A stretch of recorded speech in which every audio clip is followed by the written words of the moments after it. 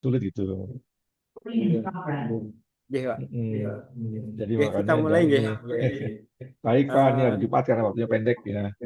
sebelum kita mulai materi, kita sapa dulu Bapak Ibu Wahdin, yang terhormat Bapak Insinyur Komarudin. Beliau ini adalah Direktur unit kerjanya Direktur Guru PAUD dan BNF.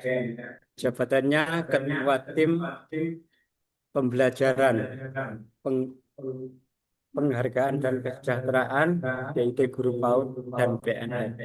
Jadi pas kebetulan ini Pak, pas kita mengadakan diklat berjenjang, pas Iya, ada betul. info yang terhangat ini. Nggih. Iya, iya, iya. Eh, ini di Magetan kebetulan pertama kali Pak. Ini mohon bimbingannya. Oh, Nggih. luar biasa. Nggih. Kebetulan kita dapat bantuan dana dari Dinas Pendidikan Kabupaten Magetan ini. Nggih. Nggih. Ya. Terus nomor teleponnya Bapak Ya. 081 298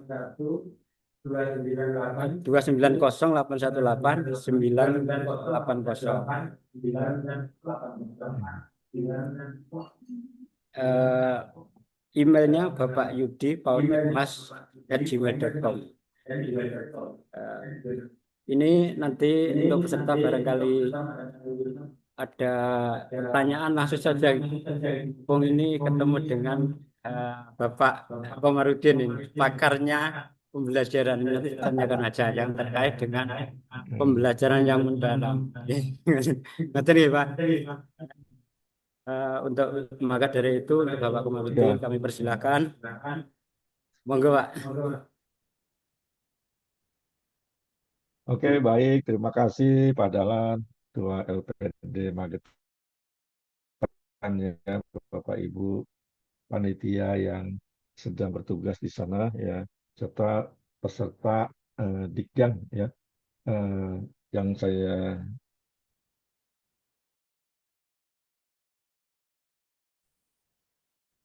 hormati. Assalamualaikum warahmatullahi wabarakatuh. Suara saya jelas nggak di sana ya? Halo, Jelas Pak. suara saya jelas nggak? Jelas, Jelas sekali Pak. ya. Nggak, soalnya Jelas. saya diputus-putus ininya. Takutnya sinyalnya putus-putus. Jelas ya, oke. Baik, baik, terima kasih. Saya mau nge-share dulu ya. Saya share dulu ininya. Nah, gambar ya.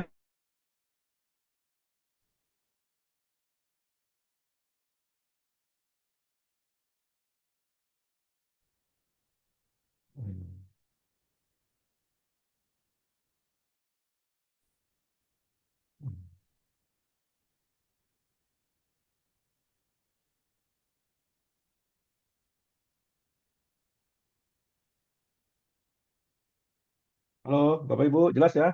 Ini putus-putus. Pak Dahlan, jelas ya? Oke, baik, saya mulai. Terima kasih, Bapak dan Ibu. Pertama-tama, marilah kita panjatkan puji syukur kepada Allah Subhanahu wa Ta'ala, yang mana Alhamdulillah hari ini kita diberikan kesehatan, mudah-mudahan sampai nanti pelaksanaan akhir daripada diklat penjenjang ini. Eh, saya mau coba kebijakan ya, saya coba menjelaskan kebijakan. Nah, ini kita melihat kebijakan program pembinaan pendidik PAUD Dikjang tahun 2025 ini. Nah, kenapa kebijakan? Ya karena biasanya ganti menteri, ganti aturan, ganti regulasi, revisi gitu, regulasi. Nah, ini memang sudah biasa ya, sudah menjadi eh, bahan biasa di dalam hal pergantian pemerintah, pasti ganti kebijakan maupun regulasi-regulasi yang ada. Itu sudah wajar ya. Nah, ini kemudian kita melihat dari ada beberapa target dari tujuan pembangunan Indonesia. Itu ada 17 target. Kebetulan di kita, di kami ini ada dua target yang memenuhi standar daripada Kementerian Pendidikan Dasar dan Menengah. Yaitu target keempat, target pendidikan berkualitas, tujuan menjamin kualitas pendidikan yang inklusif dan merata serta mempromosikan kesempatan belajar seumur hidup untuk semua orang. Ya, nah ini kenapa apa kesempatan belajar seumur hidup untuk semua orang. Ya, ini memang seumur hidup sampai dia akhir hayatnya nanti. Nah, sebenarnya ya di kita ya kita sebagai makhluk hidup ya sebenarnya kita sudah mendapatkan pendidikan pada saat kita di kandungan. Pada saat usia kita di kandungan, pada saat Allah memberikan ruhnya 4 bulannya, umur 4 bulan, itu diberikan rohnya, ditiupkan rohnya itu ada salah satu panca indera kita yang berfungsi, yaitu telinga. Nah, jadi pada saat telinga itu mendengar, itu percakapan orang tua kita, ibu kita, ya, yang dia berbicara, dia mengelus-elus perutnya, mengucapkan kalimat-kalimat baik itu didengar sama anak itu. Nah, itu mendengar. Nah, makanya biasanya ya eh, orang yang sedang hamil itu makanya kadang-kadang kalau kita ya tradisi Jawa gitu kan ada saja mungkin yang dipantang yang tidak boleh dilakukan ya karena apa itu mendidik kita mendidik anak kita itu untuk mengikuti kita gitu ya, untuk mengikuti orang tuanya.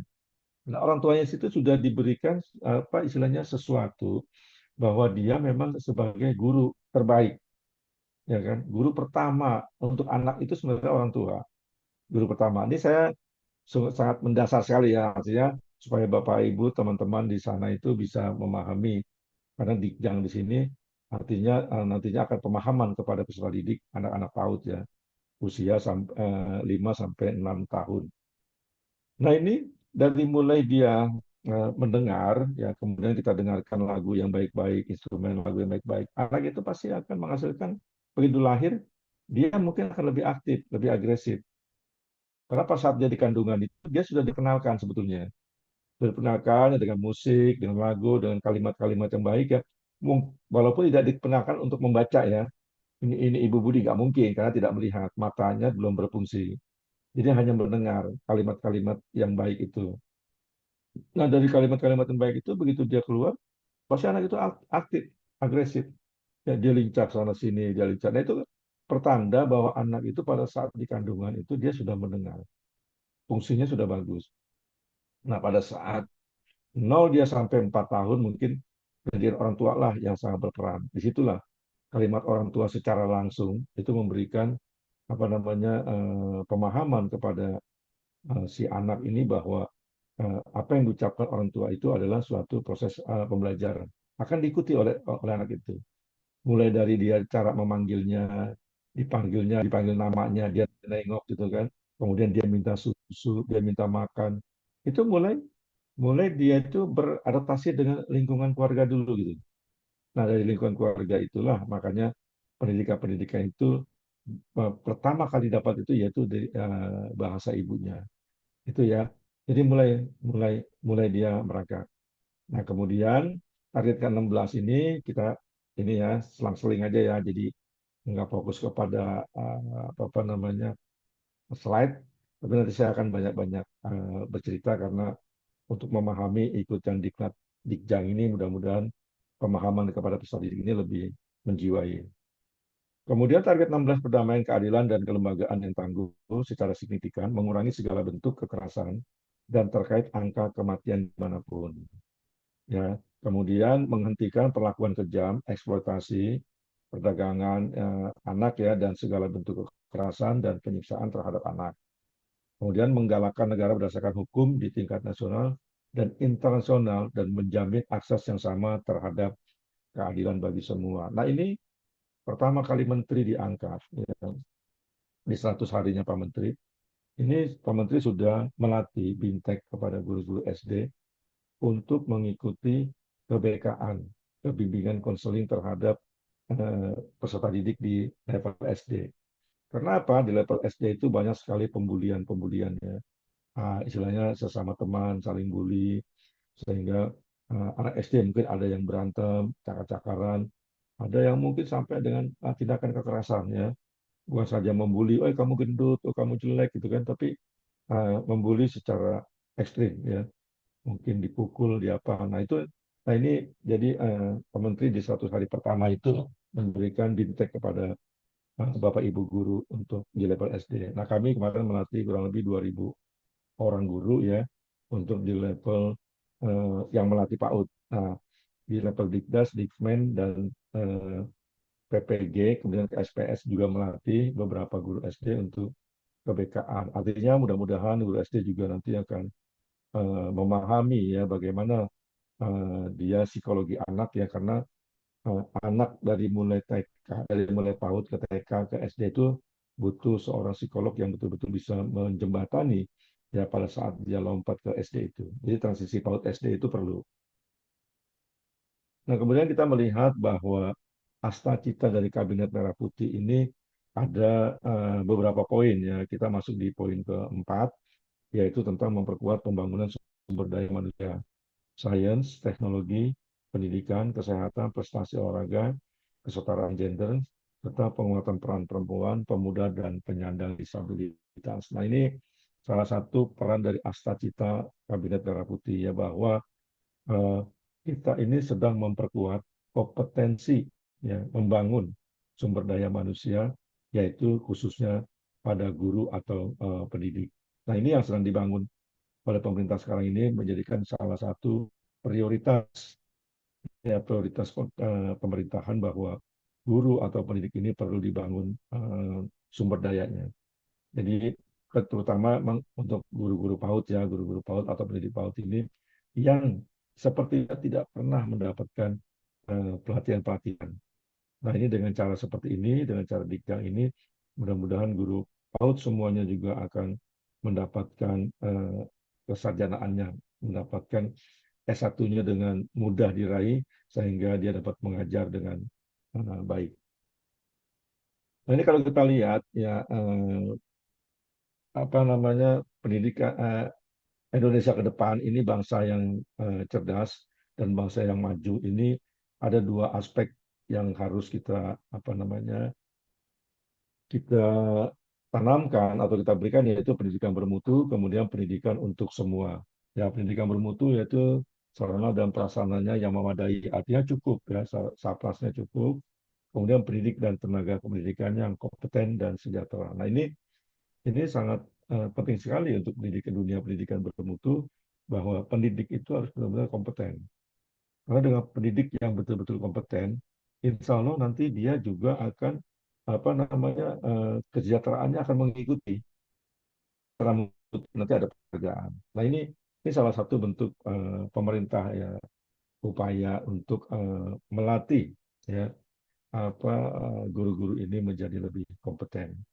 Kemudian lingkungan sosial budaya yang mendukung, kemudian pembelajaran adaptif dan bermakna, kemudian juga dari adab aspek kedua itu pendidikan untuk semua, yaitu ketersediaan layanan merata, pembiayaan pendidikan afirmatif, layanan pendidikan inklusif, kemudian pengembangan talenta unggul. Nah ini yang kami sangat mengapresiasi ya bentuk daripada LPD Magetan ini ya, yang sudah membawa guru-gurunya ya, terutama guru-guru yang apa yang belum dia S1 ini untuk ya untuk apa mendapatkan S1-nya. Artinya apa? Untuk mendapatkan kepercayaan pemerintah terhadap guru-guru yang ada di Magetan ini supaya bisa mendidik, bisa mengerti ya, bisa terjun ke sekolah. Nah, ini sangat sangat kami apresiasi sekali nih. Kementerian sangat mengapresiasi ya untuk lembaga LPD di Magetan ini. Sungguh luar biasa. Nah, ini cukup banyak ya di ruang kelas saya lihat cukup banyak ini walaupun jauh kelihatannya tapi kelihatan banyak sekali ini. Ini saya apresiasi Pak Dahlan ya beserta timnya ini bahwa memang betul-betul kemajuan Magetan ini berdasarkan dari apa namanya rasa apa namanya rasa loyalitas terhadap pemerintah, dedikasi yang luar biasa sehingga apa mementingkan terlebih dahulu guru-gurunya dulu di level PAUD ini. Tidak mementingkan yang lain itu, tapi mementingkan guru-gurunya ini untuk kemajuan apa namanya di daerahnya. Mudah-mudahan bisa jadi lebih maju lagi karena terus terang pada saat Perang Dunia Kedua itu dulu ya, itu Jepang dibom oleh Hiroshima, pemerintahnya bilang apa? Pertama kali ditanya apa? Berapa jumlah guru saya? Nah ini artinya betul-betul Magetan ini menggunakan filsafahnya orang Jepang ini. Berapa jumlah guru saya? Artinya sekarang berapa jumlah guru saya yang sudah dilatih Dikjang? Oh, ada yang belum dilatih Dikjang? Silakan mendaftar ke kami. Kami akan laksanakan Dikjang itu, walaupun mungkin kebijakannya secara daring. Tapi kan yang penting isi, esensinya kena itu ya. Nah, materi-materinya sudah ada semua. Nah, ini yang kami sangat apresiasi ya. Saya bukan secara pribadi loh, secara kementerian mengapresiasi ya bahwa Dikjang yang dilakukan di Magetan ini betul-betul untuk pembangunan Indonesia yang cerdas, Indonesia yang bermutu, mudah-mudahan sampai ke Indonesia emas nanti. Karena masih 20 tahun lagi nih Pak Dahlan. Artinya kita masih punya target 20 tahun ke depan ini kan anak-anak itu sudah mulai mahasiswa kan. Kalau udah mahasiswa itu pikirnya sudah kritis apa yang dilatih oleh guru ya kan guru-guru yang benar-benar terlatih. Siapa yang menjadi promotornya? Nah ini LPD daripada Magetan itu sendiri. Nah ini yang cukup kami apresiasi. Nah untuk itu makanya kalau kita melihat ya bahwa PAUD itu sangat penting ya. Nah ini Pak Dahlan dan timnya ini merupakan melihat bahwa PAUD itu betul-betul penting. Sehingga apa? Perlu pendidiknya ini yang betul-betul yang memiliki peran penting dalam membantu anak-anak belajar dan tumbuh kembang dengan optimal, ya kan? Karena ini apa istilahnya guru PAUD-nya ini betul-betul harus mempunyai peran yang sangat penting ya dengan pelatihan ini. Dipaksa kamu ikut pelatihan, kamu harus ikut ini, kamu harus ini. Nah ini salah satu karena peran gurunya ini yang sangat penting sekali untuk tumbuh kembang anak optimal. Karena apa? Anak usia dini 0 sampai 6 tahun, walaupun tadi mungkin dia di 0 sampai 2 tahun orang tuanya lebih banyak berperan ya. Ini adalah merupakan masa emas bagi perkembangan anak. Pada masa ini otak anak berkembang pesat dan mereka belajar dengan sangat cepat. Nah, ibaratnya nih Pak Dahlan dan Bapak Ibu peserta ya, ibaratnya kalau kita punya buku kertas putih masih kosong gitu kan. Kita yang menentukan, kita tulis buku itu dengan kisah-kisah lucu kita atau kisah-kisah masa-masa sulit kita gitu. Itu akan terkenang terus tulisan itu. Pada saat kita dari tua kita baca kita akan terkenang terus. Begitu juga seorang anak 0 sampai 6 tahun ini memorinya masih kosong. Kondisi otaknya ini masih kosong, diisi dengan hal yang baik, diisi dengan adab yang baik, perilaku yang baik, diisi dengan perbuatan-perbuatan baik. Ini akan terkenang terus dia. Dia akan ingat terus sampai di hari tuanya. Siapa yang memberikan saya dulu pada saat itu yang mendidik saya? Oh, ibu guru si Anu misalnya. Oh, dulu yang siapa yang menyelenggarakan itu? Oh, dulu LPD dari Magetan. Pak Dahlan saya ingat itu. Gitu. Nah, artinya apa? Doanya itu akan terus berlanjut. Itu amal jariah itu akan berlanjut padahal yang membuat perilaku anak itu menjadi baik. Karena kebaikan anak itu adalah salah satu amal jariah kita. Jadi yang dikatakan anak itu juga belum bukan anak kandung kita sendiri padahal, tapi anak yang pernah kita didik itu menjadi doa yang terbaik buat kita. Nah ini yang salah satu kami sangat mengapresiasi sekali ya bahwa memang PAUD itu sangat penting. Makanya kami punya hashtagnya juga PAUD itu penting. Ya, jadi memang cikal bakal kemajuan suatu negara ini berasal dari sini, dari mulai PAUD ini. Nah, kemudian PAUD itu kunci. Investasi terbaik dalam merancang kesuksesan hidup anak itu ada di PAUD. Ya, karena PAUD menjadi fondasi bagi anak agar lebih siap memasuki jenjang pendidikan yang lebih tinggi di masa-masa mendatang.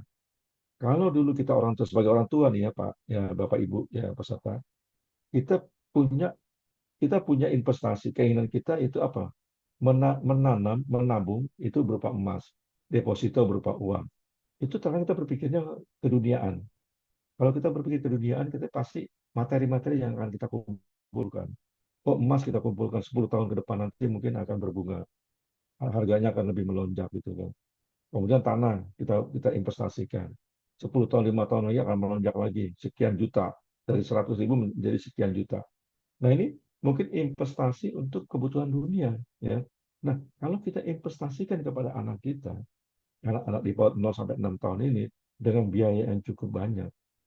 Anak itu kita ajarkan dia mengaji, kita ajarkan dia sekolah, kita ajarkan dia segala perilaku yang baik dengan modal yang cukup besar. Kita leskan ini itu segala macam kita leskan. Nah, anak itu pasti akan berkembang dengan pola pembiasaan dia pada saat dia kecil. Ya. Jadi pada saat dia kecil itu, makanya pola pembiasaan itu ada.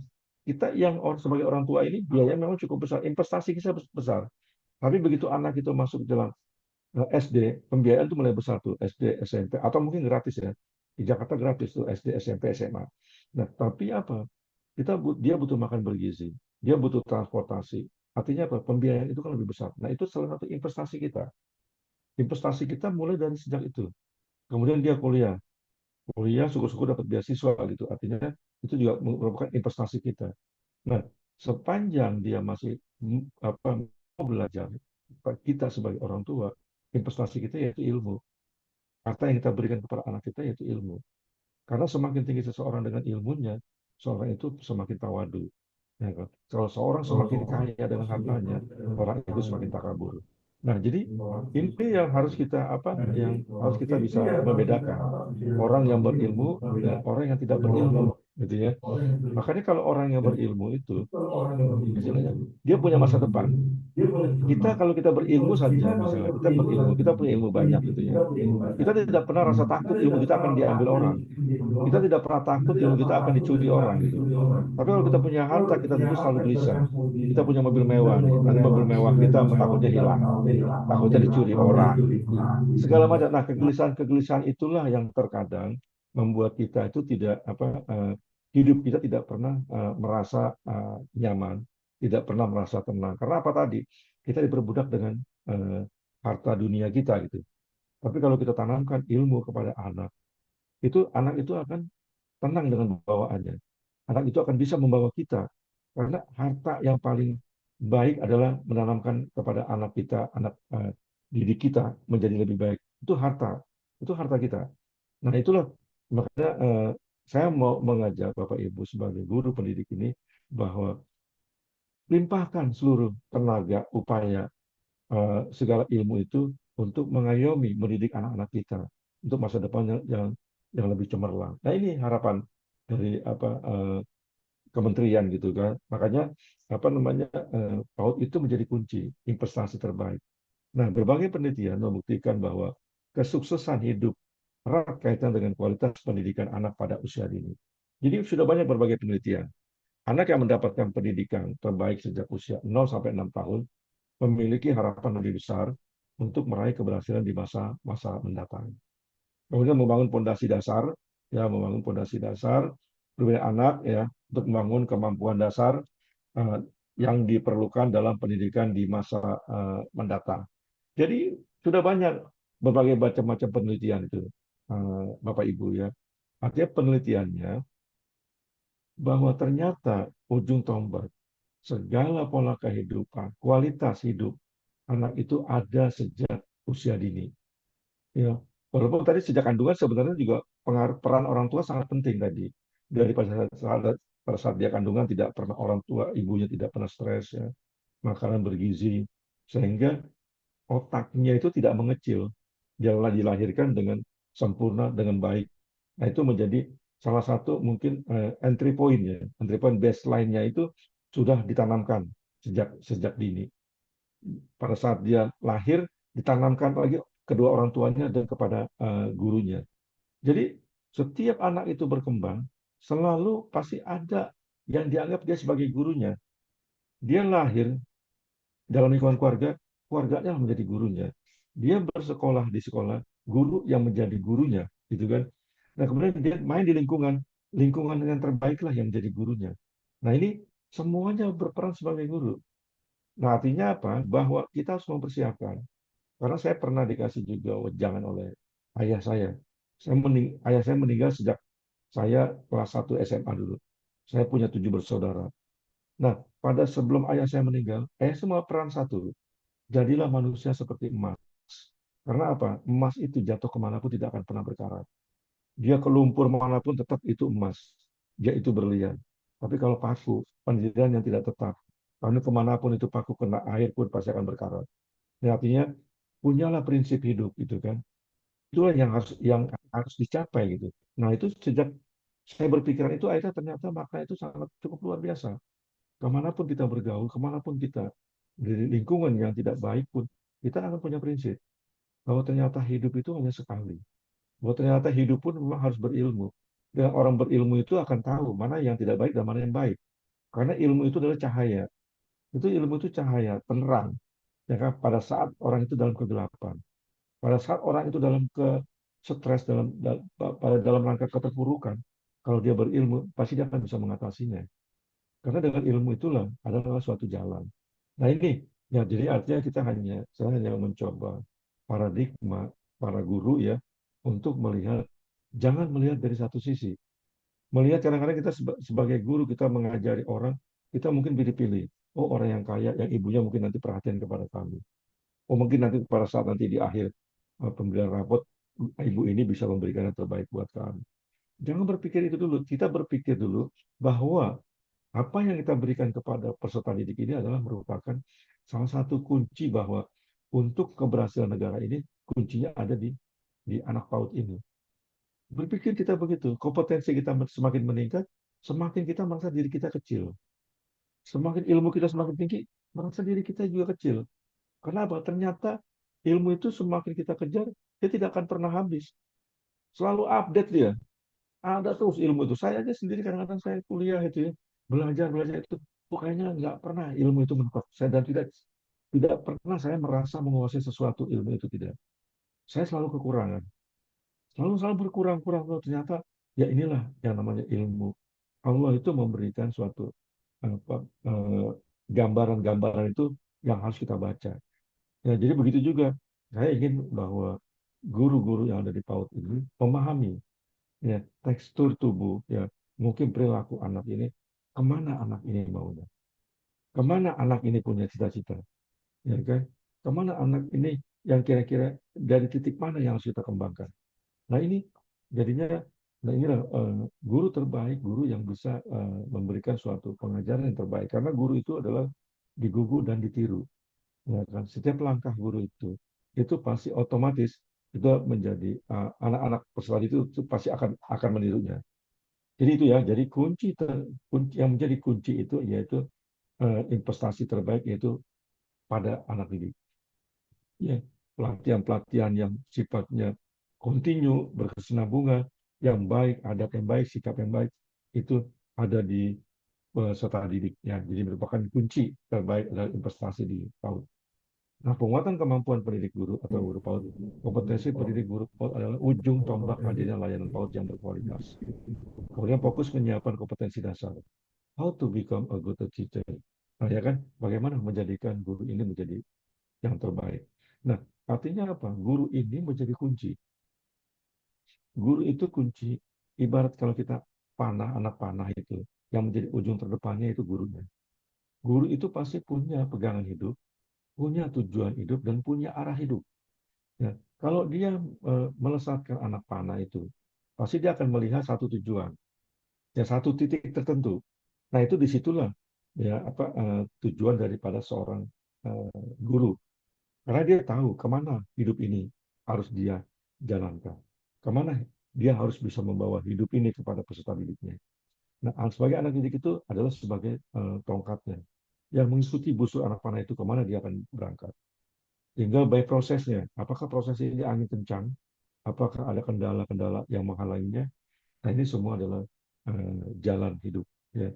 Jadi kita harus menjalani semua hidup kita ini dengan baik, nyaman, dan tenang. Nah kemudian tantangan pendidikan PAUD ya. Nah ini Bapak dan Ibu perlu diperhatikan juga bahwa bertambahnya guru PAUD yang belum memiliki standar kualifikasi akademik dan kompetensi itu dikarenakan penambahan satuan PAUD yang tidak disertai dengan rekrutmen pendidik yang memenuhi syarat kompetensi dan kualifikasi. Ya, jadi artinya tidak sesuai dengan rekrutmen pendidik yang memenuhi syarat dan kompetensi dan kualifikasinya pada satuan PAUD itu. Ya, syaratnya tidak dipenuhi, dia buka langsung. Ya, nah itu seperti itu.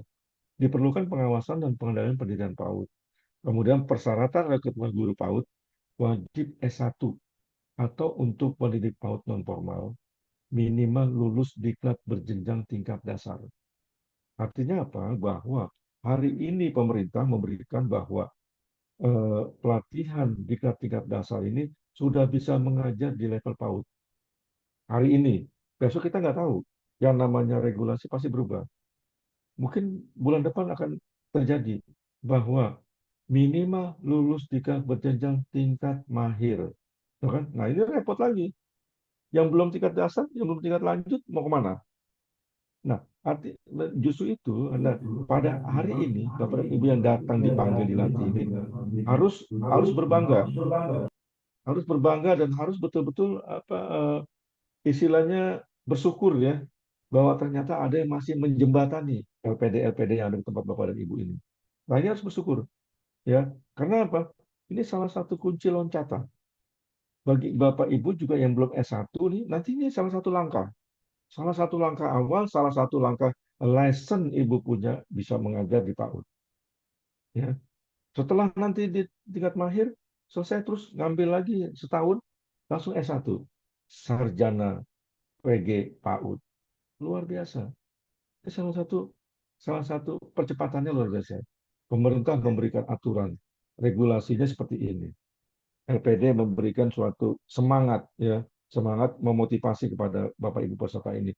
Tolong ikuti diklat, tolong jalani diklat ini. Ya, tolong ikuti, jangan sampai ada yang nggak masuk gitu. Jangan sampai ada yang nggak lulus. Yang nggak lulus itu sayang. Cuma hanya dapat surat keterangan, tidak mendapatkan sertifikat. Nah, ini yang sayangkan nanti banyak loh, banyak peserta diklat berjenjang ini banyak juga yang nggak lulus. Sayang waktunya. Karena memang mayoritas ya Bapak Ibu ini adalah perempuan wanita ya. Mungkin kondisi di rumah ini kan tidak bisa kita tinggalkan setiap hari ya. Tapi inilah salah satu pengorbanan. Salah satu pengorbanan, tapi kita berkorban hanya mungkin 7 hari. Setelah 7 hari kita bisa bebas. Dan kita bisa punya license. Itu yang harus kita korbankan. Jangan sampai kita sudah mengorbankan waktu, kemudian EPD juga sudah menyiapkan, memfasilitasi, ternyata tidak dimanfaatkan. Ini luar biasa. Aturan turun dari pemerintah bahwa yang belum pernah dilatih di yang tingkat dasar tidak boleh mengajar. Habis kita. Ya kan? Habis kita. Nanti mana? Kita nanti import guru dari luar negeri. Dari Singapura, dari ini digaji dengan harga yang tinggi. Karena kondisi kebutuhan kita, peserta didik ini sudah banyak yang ingin sekolah di PAUD misalnya. Tapi gurunya tidak ada.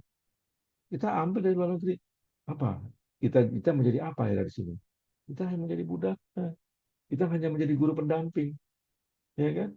Yang tugasnya cuma ngantar anak-anak itu ke toilet. Anak itu kalau bilang nangis, apa kita yang mau benahi? Bukan sebagai guru intinya. Ya. Nah, makanya ini ikuti terus. Ya. Saya senang ini dengan adanya salah satu apa nama prioritas ya program prioritas ini ada di tingkat Dijang ini untuk mempermudah Bapak dan Ibu. Nah, kemudian terbatasnya akses peningkatan kompetensi dan kualifikasi untuk guru PAUD non formal. Nah, ini jumlah guru PAUD negeri hanya 3%. Jumlah guru PAUD ASN hanya 4%. Guru PAUD ASN 96% mengajar di sekolah yang didirikan masyarakat atau sekolah swasta. Kemudian formasi ASN PP3K dibuka untuk satuan PAUD negeri saja. Kemudian perlu tambahan pendidikan satuan PAUD di negeri. Nah, ini apa? Bahwa di swasta ini pun masih hanya beberapa orang, segelintir orang yang sudah ASN. Itu pun karena P3K kemarin. Tapi masih banyak yang ada swasta. Nah, bagaimana kita mau mengadakan wajib belajar 13 tahun kalau guru-gurunya masih guru-guru swasta? Kalau satuan PAUD-nya masih satuan PAUD swasta. Artinya didominasi oleh swasta. Ya kan sulit kan? Nah, pemerintah ini sedang mengupayakan khusus untuk PAUD formal, ini banyak yang nanti sekolah-sekolah yang dinegrikan. Banyak juga nanti pengangkatan-pengangkatan guru ya yang ada di formal ini. Karena masih ada kurang lebih 28%-an guru yang ada di PAUD formal ini yang belum S1. Nah, ini nanti ada datanya, nanti kita berbicara data ya. Nah, jadi ini yang harus kita manfaatkan. Momen ini yang kita manfaatkan karena pemerintah ini kan 5 tahun ke depan. 5 tahun ke depan lagi terus berganti menteri lagi, ganti kebijakan. Nah, repot kita. Untungnya di Dikjang ini setiap ganti menteri selalu ada diklat Dikjang ini. Selalu menjadi prioritas. Tapi kalau misalnya dia tidak menjadi prioritas, berapa banyak guru yang belum S1? Harus dikemanakan. Ya kan? Seperti tadi. Jadi kita mengambil guru dari luar negeri. Malu kita, ya kan? Kita negara yang betul-betul penyumbang guru terbaik sebetulnya. Dulu kalau kata ibu saya tahun 75 itu dulu Malaysia itu belajar ke kita. Nah sekarang kita belajar di luar negeri. Artinya apa kan? Kita ya tingkat pengetahuannya sudah berkurang, tidak update. Karena mungkin banyak politik-politik terus kita di kita ya, politik-politik yang menghancurkan pendidikan-pendidikan kita ini. Nah mudah-mudahan hari ini pemerintahan yang baru ini mudah-mudahan pendidikan kita menjadi lebih baik ya. Nah ini kalau kita melihat ya ada 8 prioritas di kementerian kami ya, khususnya yang ada di Direktorat Guru PAUD dan PNF. Ya ada regulasi dan kebijakan. Nah ini pasti regulasi kebijakan itu pasti ada sedikit revisi-revisi. Itu pasti, walaupun tidak frontal ya, tidak secara keseluruhan. Kemudian pemenuhan kualifikasi akademik S1 melalui bantuan pemerintah. Ini ada umur 50 sampai 55 akan dibantu pemerintah untuk kuliahnya. Tapi kalau nggak salah sekarang mulai turun lagi, mulai ke umur 47 kalau nggak salah. 47 sampai umur berapa gitu. Nah ini dalam kondisi ya, kita sedang mengupayakan bahwa nanti guru-guru yang sudah berumur pun kita upayakan mereka harus mendapatkan S1. Sampai sejauh itu pemerintah itu. Sampai yang udah mau pensiun pun disekolahkan dulu. Kalau udah nggak mau sekolah, ya mau silakan. Dia apa adanya, ya kan? Begitu aturan turun, dia bisa keluar dari guru. Larinya ke TU nanti dia kan, malah repot ini. Makanya ikuti saja yang menjadi acuan pemerintah ini karena baik untuk diri kita, baik untuk sekolah kita, baik untuk Pemda kita. Ya, nantinya ke depannya kalau memang seandainya guru-guru ini mengikuti aturan mainnya. Kemudian tingkat berjenjang ini sekarang ini juga menjadi prioritas utama kementerian ya, pengembangan kompetensi berkelanjutan tingkat-tingkat teknis nih. Kemudian uji kompetensi kenaikan jenjang, yang ini bagi guru, pamong, penilik nih, semua kita menangani tapi di subdit adanya, bukan di saya. Kemudian formasi JF juga ada di subdit, kemudian perlindungan GTK juga di subdit, kemudian lembaga pembelajaran PAUD juga ada di subdit. Nah ini artinya apa? Kita betul-betul sudah mewadahi. Ya, kami ini sudah betul-betul artinya mengcover ke semua layanan PAUD dan PNF. Karena dulu terus terang Bapak Ibu, kalau pada tahun 2005-an kalau saya dulu saya yang menangani guru bantu dulu ya, itu yang namanya PAUD dan PNF itu tidak pernah digubris. Jadi seperti anak bawang dulu itu. Jadi undang-undang guru dan dosen pun dari mulai SD ke perguruan tinggi. Di bawah itu tidak seperti anak bawang.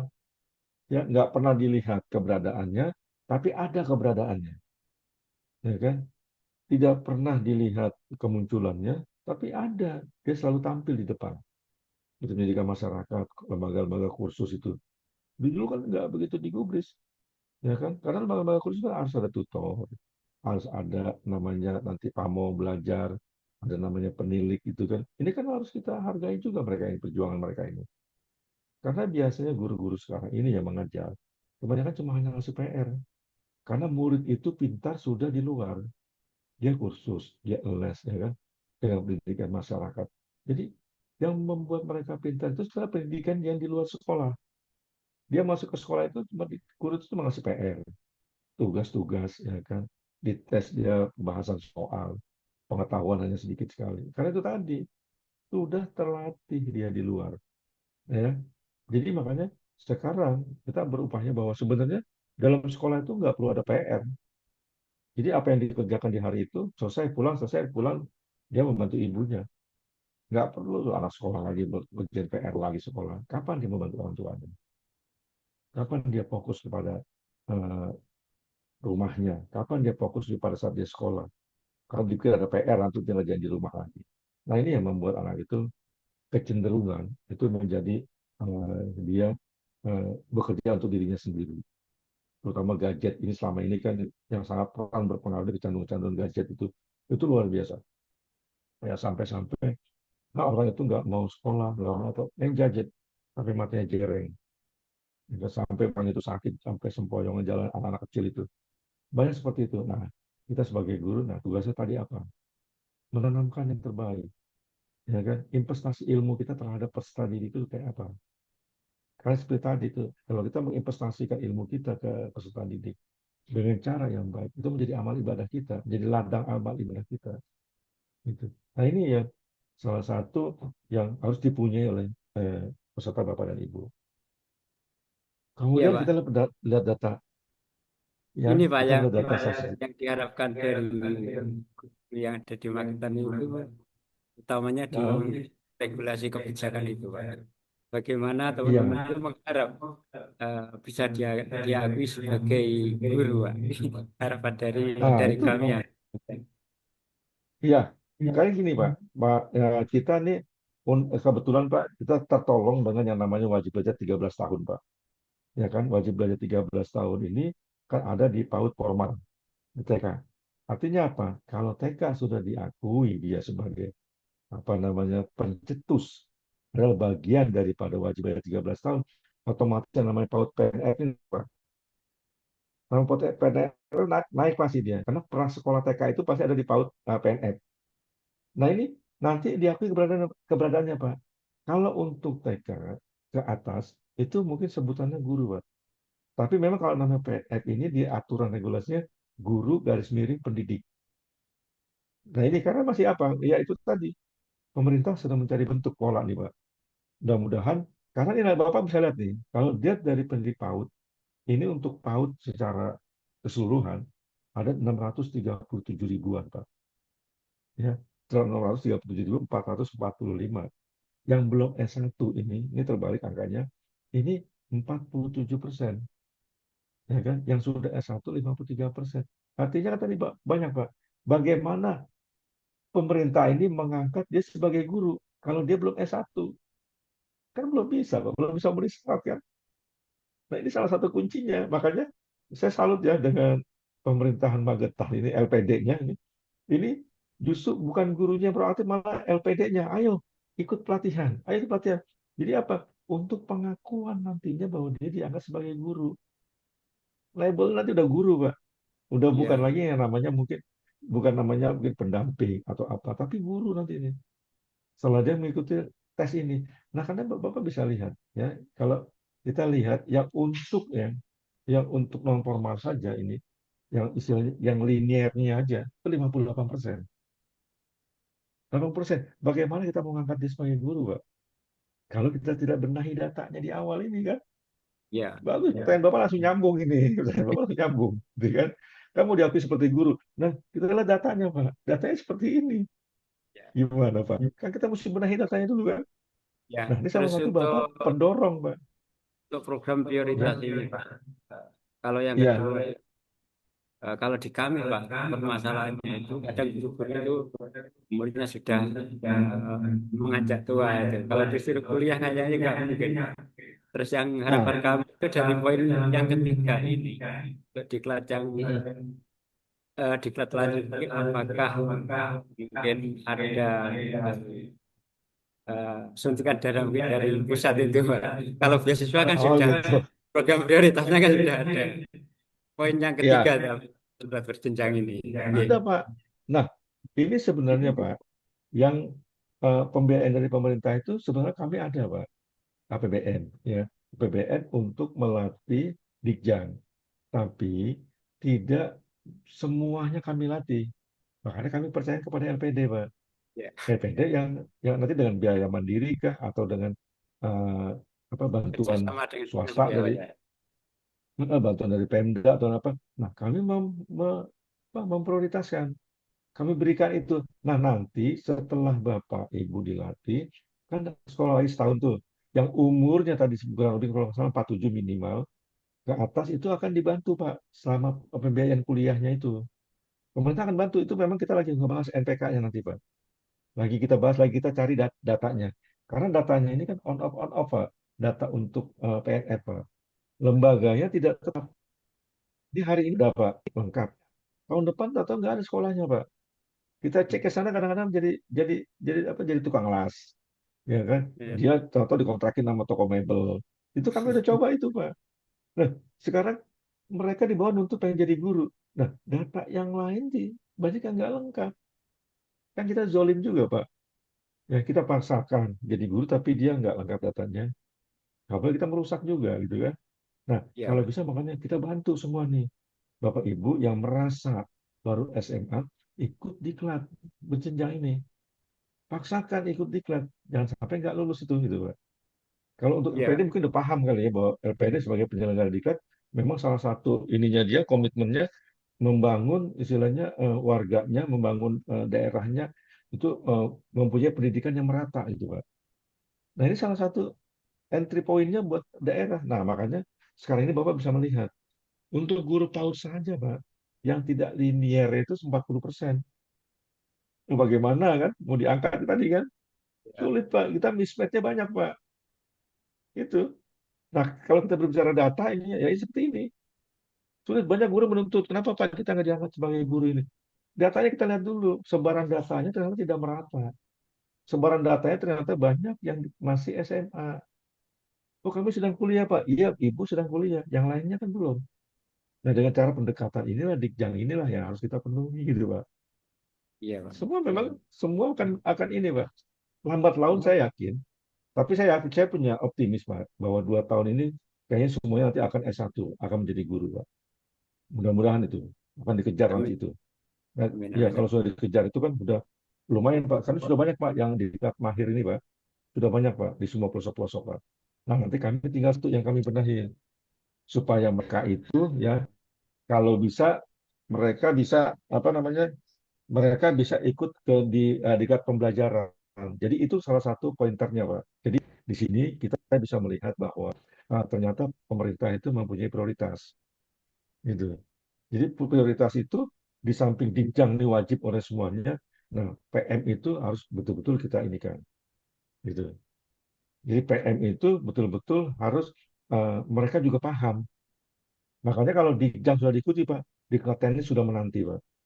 Di teknis sudah menanti, nanti apa? Begitu nanti semua udah S1, diangkat ASN, di teknis sudah pernah diikuti, itu salah satu entry point angka kreditnya Pak. Jadi nanti Iya. guru-guru PAUD itu melesat Pak, menaikkan pangkatnya ya. 2 tahun Pak mereka Pak. Kita kesusul Oke. nanti Pak sama mereka Pak. Iya kan? Dulu kita sebagai mbahnya, tiba-tiba yang di bawah kita melesat golongannya. Kita mungkin sekarang 4B, mungkin besok Bapak Ibu yang dilatih ini tahu-tahu udah 4C, Pak. Kan kesusul kita, Pak. Karena apa? Sudah banyak yang diikuti pelatihannya itu, Pak. Nah, ini yang kita harus bangga, Pak. Makanya saya mengapresiasi sekali, Pak. Kami mengapresiasi dari kelembagaan kementerian ini, Pak. Kami dukung, Pak. Bapak melatih teman-teman ini, ya kami juga memberikan penjelasan yang betul-betul sedetail mungkin supaya mereka juga paham, ya kan? Oke. Nah, Insya ini kita Allah, lihat juga nih. Ya, insya Allah ini saya agendakan setiap tahun Pak. Kita kerjasama dengan Dikpora Kabupaten Banten. dia harus Pak. Tiap tahun kita pokoknya jangan bosan-bosan Pak. Kalau yang namanya berbuat baik itu memang menjenuhkan Pak, membosankan Pak. Tapi kalau kita berbuat jelek itu mengasihkan Pak. Itu salah satu memang ujiannya Pak. Ya kan Pak? Iya, pasti membosankan Pak. Kalau kita mau berbuat maksiat aja, kalau kita menunggu, kita pasti kita dengan sabar Pak. Tapi kalau kita membuat kebaikan, menunggu menunggu itu kita nggak sabar udah. Kapan nih? Kapan? Kapan gitu Pak? Ini ujian, Pak. Ya. Nah, kalau kita melihat di TK nih, masih 28% Pak yang belum S1. Untuk TK-nya, Pak. Sedangkan TK, formal ini aja kan sudah wajib belajar 13 tahun. Tapi masih ada 28% yang belum S1. Nah, bagaimana, Pak, sebenarnya kan? Nah, kita harus membenahi ini, gitu. Kalau nggak dibenahi, susah nanti kita, Pak. Ya kan?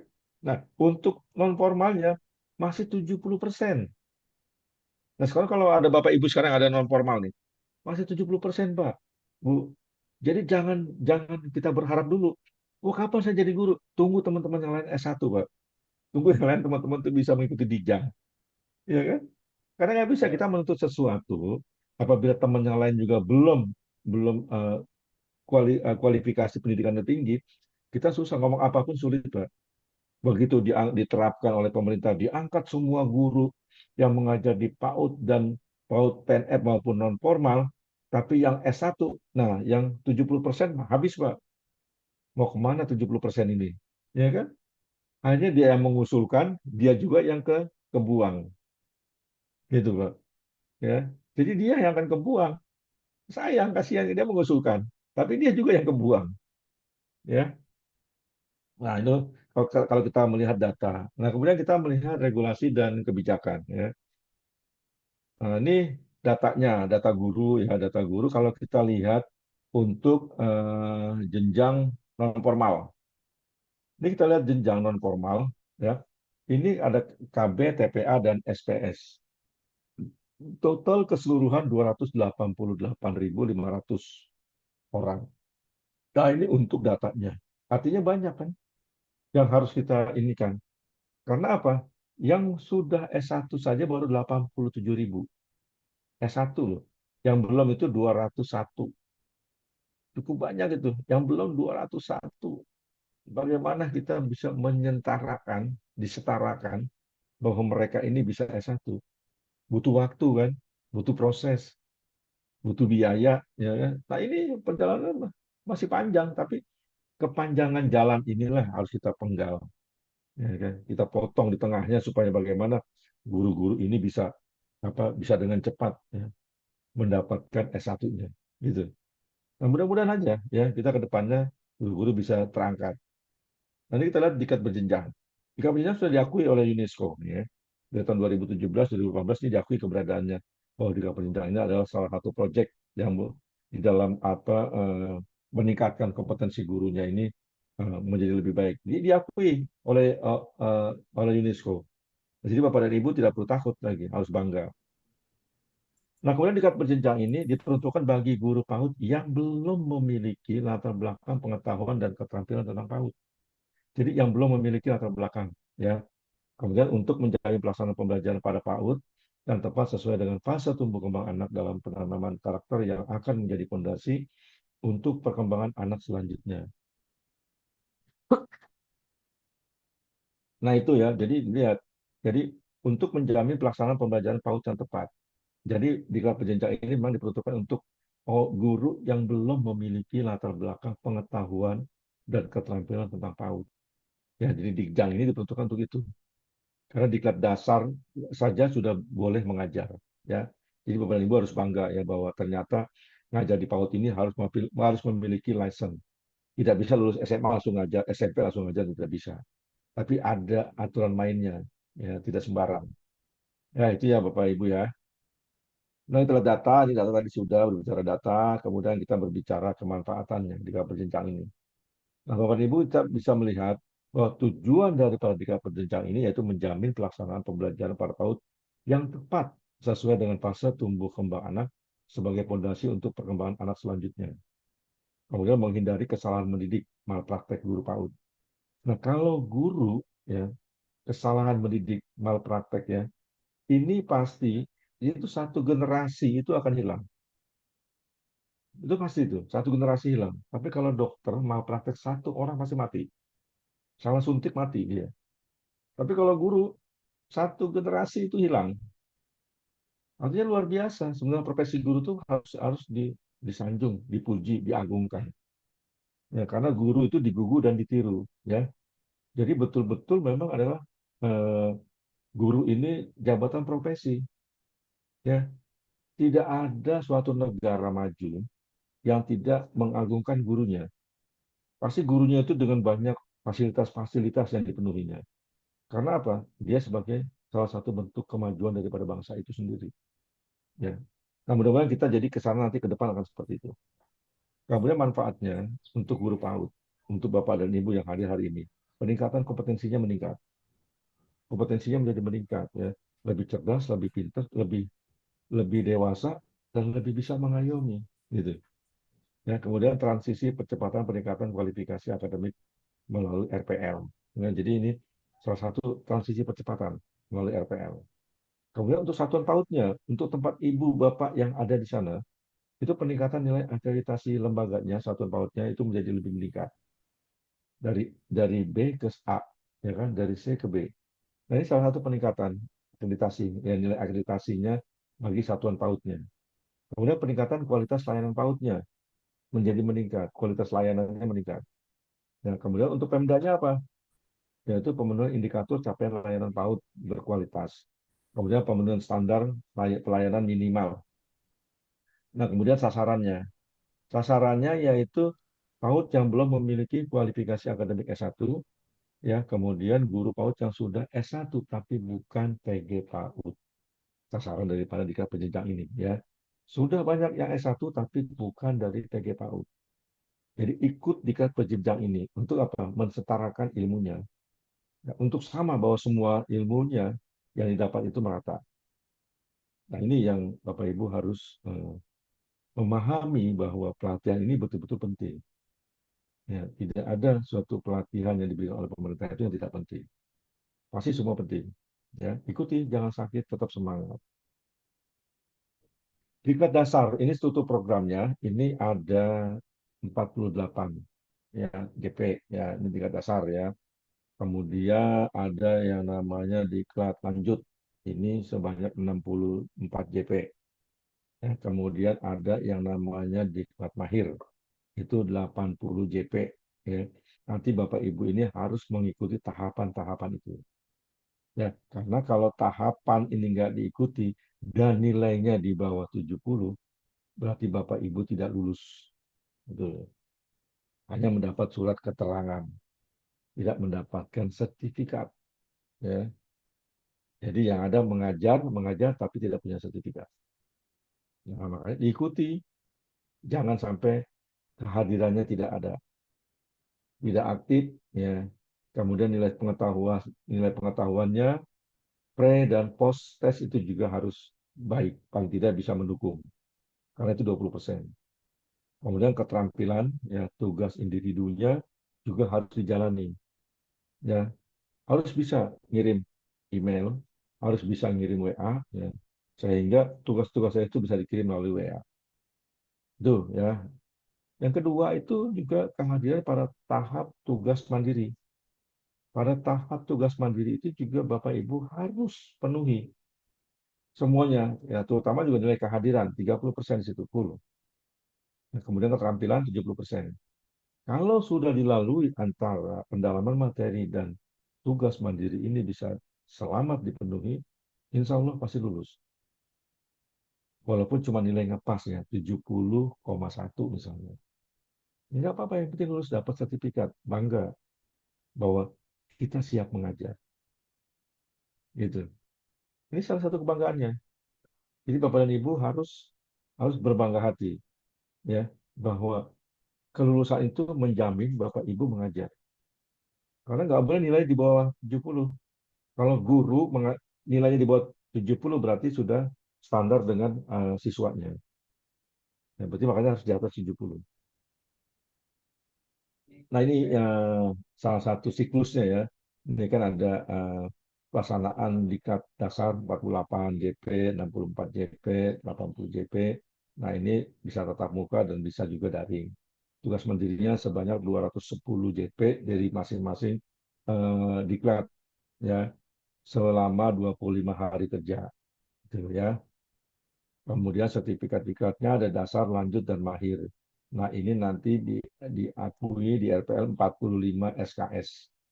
Jadi, sekolah setahun lagi langsung selesai. Langsung S1. Nanti punya gelar langsung. Misalnya, Ibu Ratna SPD PAUD.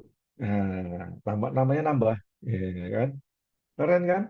Itu nanti Ibu Komarudin SPD PAUD. Nah, itu. Jadi nambah lagi, panjang lagi kan? Tambah lagi ntar S2-nya lagi. Ya kan? Master PAUD. Wah, banyak itu. Nah, Bapak Ibu harus bangga itu. Karena dengan susah payah kita ngejar itu gelar. Ya kan? Dengan susah payah kita membiayai. Dengan tenaga berjibaku, dengan apa istilah dengan lingkungan. Bapak Ibu harus bangga itu. Ya kan? Istilahnya SPD. Kalau dunia pendidikan dulu, kalau saya tuh, kalau kata teman-teman, kalau SPD itu namanya sarjana pemburu duit, pemburu dolar. Ya, tapi sebenarnya sarjana pendidikan. Kalau orang udah SPD berarti dia orang yang ngerti akan pendidikan. Ya, saya ada MPD-nya juga. Saya MPD itu psikometri saya. Ya, kemudian MSI saya Ilkom, ilmu komputer. S1 saya ada tiga, satu statistik, ilmu komputer, dan satu ekonomi. Jadi kita harus punya segala ilmu harusnya. Apalagi kita sebagai guru jangan kalah dengan siswanya. Ya, kita harus berjuang terus demi membela negara. Ya, cakep. Nah, ini masing-masing SKS-nya ya. SKS tingkat dasar 14, lanjut 15, tingkat mahir 16. Jadi semua totalnya 45. untuk diklat teknis itu ada 8 angka kredit ya, nanti bisa diajukan kalau misalnya suatu saat Bapak Ibu punya pelatihan-pelatihan apabila sudah ASN. Nah, ini salah satu siklusnya juga. Direktorat, Apaudi, dan LPD, BGTK, dan BGTK ini ternyata memang ada siklus untuk dari sisi pelatihan. Direktoratnya itu yaitu menyiapkan NPK, mengembangkan sistem pembelajaran, kemudian untuk Apaudi menyiapkan pelatih diklat berjenjang sesuai dengan NPK yang telah disiapkan, kemudian LPD-nya melakukan penjaringan peserta, menentukan pelatih ya dari LPD, membuat kelas semua dari LPD. Kemudian BPGTK itu melakukan penjaminan mutu terhadap pelaksanaan diklat berjenjang yang dilaksanakan oleh Paudi, LPD, dan menyiapkan para calon pelatih dikjan. Ya, nah ini salah satu siklusnya. Jadi Bapak dan Ibu, keterkaitan antara Paudi Direktorat dan BGTK ini cukup luar biasa. Artinya di situ ada networking yang harus kita bina, yang harus kita jalin bersama ya. Jangan sampai kita terputus dengan lingkaran ini. Nah, ini ada sebaran data Dijang ya 2025, ini ada Aceh, Bali, Bengkulu, Yogyakarta, DKI, Jambi, Jawa Barat, Jawa Tengah. Nah, ini Magetan, mana Magetan? Belum, nanti nih mudah-mudahan masuk nih Magetan. Magetan tuh Jawa Jawa Timur ya. Jawa Tengah nggak ada ya. Belum ada. Nanti Jawa Timur. Nah, Jawa Timur mudah-mudahan nanti bisa masuk ya. Ada namanya di sini. LPD Magetan. Ya, dipimpin oleh Bu Linda dan Pak Dahlan. Itu kan ada di situ tertulis itu mudah-mudahan sejarahnya gitu kan. Nah, mudah-mudahan nanti akan jadi bertambah. Jadi totalnya semua nanti bisa lebih dari 5.700, bisa jadi mungkin 10.000. Atau hari ini kayaknya sudah 15.000. Karena sudah banyak pelatihan-pelatihan yang dilaksanakan di masing-masing wilayah. Ya, mulai Kalimantan, Kalimantan Timur, Kalimantan Selatan, udah semua. Bahkan dari Jambi, dari Jauh juga tuh kami sudah terima semua tuh, sudah ikut pelatihan semua. Berarti sudah banyak ini yang ikut melatih. Nah, pengembangan profesi berkelanjutan, ya diklat teknis. Nah, ini diklat teknis, ini kami sudah lakukan, yaitu diklat teknis literasi dan numerasi, kemudian diklat teknis perkembangan otak anak, kemudian diklat teknis pendongeng. Nah, ini sudah jalan. Kemudian yang sedang dan akan berjalan atau sedang berjalan, ini diklat teknis deep learning untuk pendidik jenjang PAUD dan PNF sudah. Untuk melatih kemarin master teacher-nya sudah ya. PCP-nya, diklat teknis strategi pembelajaran berpikir komputasional untuk PAUD, kemudian diklat teknis pengelolaan kelas yang inklusif di PAUD, kemudian diklat teknis play-based pedagogi untuk PAUD, kemudian microcredential 3 tema soft skill, STEM, dan place-based. Nah, ini juga sedang berjalan. Ya, jadi artinya kami sudah mempersiapkan untuk guru-guru Bapak Ibu ini untuk menjadi lebih terampil, lebih solid, lebih mampu dalam mengajar kepada peserta didik ya. Jadi jangan takut Bapak dan Ibu kekurangan ilmunya PAUD ini. Ilmu PAUD tadi akan lebih banyak dari guru-guru SD. Percayalah ya. Karena paling sulit itu di PAUD. Jadi makanya guru-gurunya ini harus betul-betul dikasih ilmunya, ilmu PAUD. Kalau saya udah level PAUL ya. Jadi pendidikan anak usia lanjut kalau saya. Jadi udah lewat masa PAUD-nya ya. Jadi Bapak dan Ibu yang udah di atas 40 tahun tuh udah masa-masa PAUL. Ya. Jadi kan anak usia lanjut ya. Nah, ini ada 7 kebiasaan anak Indonesia hebat. Nah, ini kita sudah buat juga bukunya. Ya, nanti Bapak Ibu mudah-mudahan bisa dapat ya. Nanti kapan kita baru kemarin diluncurkan. Kali sedang insya Allah nanti kita perbanyak ya. Nanti mudah-mudahan bisa tersosialisasikan ke semua sekolah. Ada bangun pagi, beribadah, berolahraga, makan sehat, bergizi, gemar belajar, bermasyarakat, serta tidur cepat. Nah, ini ya sudah kita buatkan komiknya dan sudah kita buatkan videonya. Jadi mudah-mudahan nanti bisa PAUD ini menjadi booming, menjadi lebih terbaik daripada kakak-kakak yang di atasnya ya. SD, SMP, SMA, mudah-mudahan kita menjadi lebih baik. Nah, ini di ini transisi PAUD SD ini dulu kita pernah ya eh, apa namanya PAUD sebagai hub juga kami sudah, tapi sempat terputus karena pembiayaan anggarannya kami sudah tidak ada di APBN. Jadi mungkin sementara ini kita skip dulu ya. Nanti mudah-mudahan kedepannya bisa lebih baik lagi. Nah, ini diklat teknis ya untuk dirancang sebagai program kompetensi guru. Ini peningkatan dalam meningkatkan kemampuan literasi, numerasi pada anak usia dini. Nah, ini juga ada diklat Ada beberapa diklat, ya, diklat teknis pengelolaan kelas inklusi, diklat teknis berpikir komputasional. Ini sudah kami rancang dengan sudah membuat TKS-nya di ada salah satu beberapa LPD swasta yang ingin bergabung dengan kami. Kemudian diklat mendongeng, ini diklat teknis untuk meningkatkan keterampilan guru dalam mendongeng sebagai salah satu keterampilan alternatif dalam proses pembelajaran. Nah, kemudian ada diklat TOA, ya ini ada 3 modul, ini juga sudah kami terapkan ya di beberapa daerah, tapi memang belum banyak ya, artinya masih terbatas dengan anggaran kami.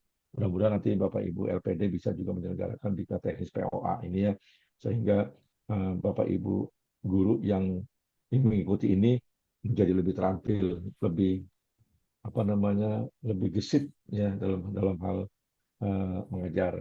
Nah, ini mikrokredensial ya, pendidikan non gelar. Ini sudah ada 4 tema, ini juga sudah berjalan ya, ada soft skill ya, kemudian ada play based, flash based, kemudian ada numerasi, kemudian ada strength. Nah, ini sudah berjalan ya.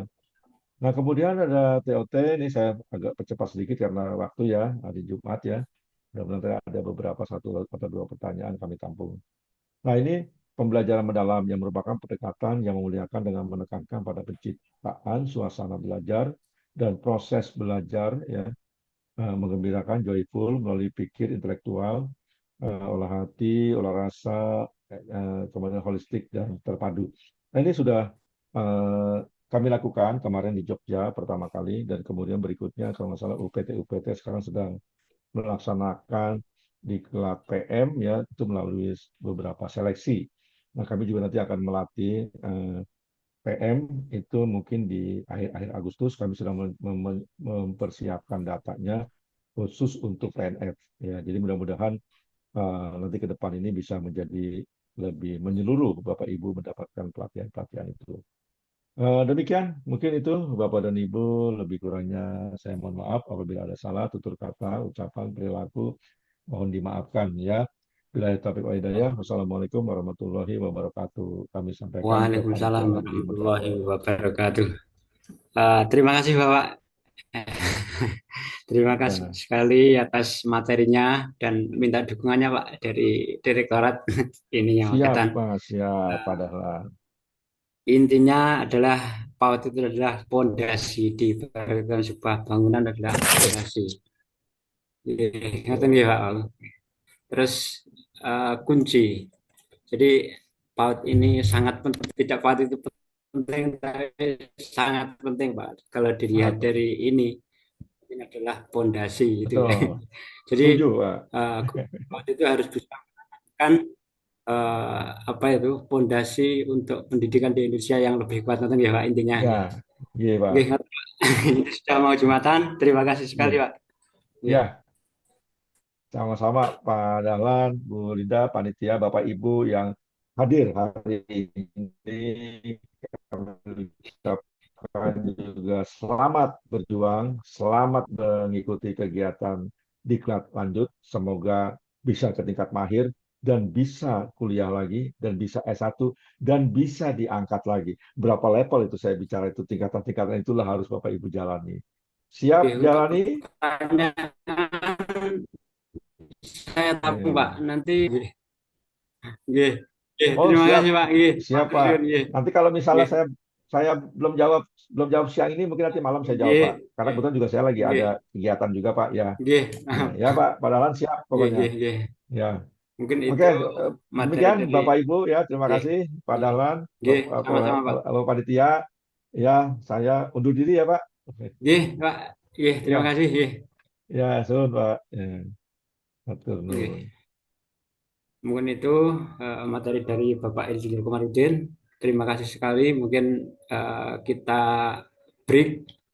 Nanti kita lanjut setelah Jumatan. Melanjutkan materi pengembangan penilaian dari Ibu Sumini.